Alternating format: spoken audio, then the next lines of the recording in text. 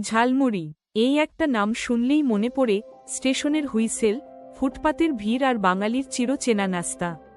কিন্তু জানো কি, ঝালমুড়ির ইতিহাস ১০০ বছরেরও বেশি পুরনো। এই খাবারের জন্ম কলকাতায় নয়, বরং বাঙালির গ্রামাঞ্চলে খুব সাধারণ একটা মুড়ি মাখা রেসিপি থেকেই শুরু। ঘরোয়া নাস্তা ধীরে ধীরে হয়ে ওঠে রাস্তার ফাস্ট ফুড। ১৯তম শতকের শেষে, যখন কলকাতার বড় বাজার, স্টেশন আর ঘাট এলাকায় মানুষের ভিড় বাড়তে থাকে, তখন কিছু ব্যবসায়ী এই মুড়ি মাখাকে আরও সুস্বাদু করে বানাতে শুরু করে। লেবু, লঙ্কা, পেঁয়াজ, ধনে পাতা, সর্ষের তেল, এই সব যোগ করেই তৈরি হলো আজকের ঝালমুড়ি। এটা ছিল সবচেয়ে সস্তা, দ্রুত প্রস্তুত হওয়া এবং সবচেয়ে সুস্বাদু স্ন্যাক। ধীরে ধীরে এটা হয়ে ওঠে কলেজ স্ট্রিট থেকে Howrah station, Gariahat, park street, সব জায়গার কমন ভাষা। বাংলার football match, train journey, cinema jhalmuri ছাড়া যেন অসম্পূর্ণ।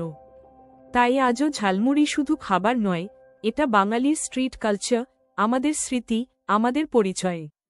এমনই বেঙ্গলি ফুড এর আসল ইতিহাস জানতে লাইক, শেয়ার আর ফলো করো আনটোল্ড বং।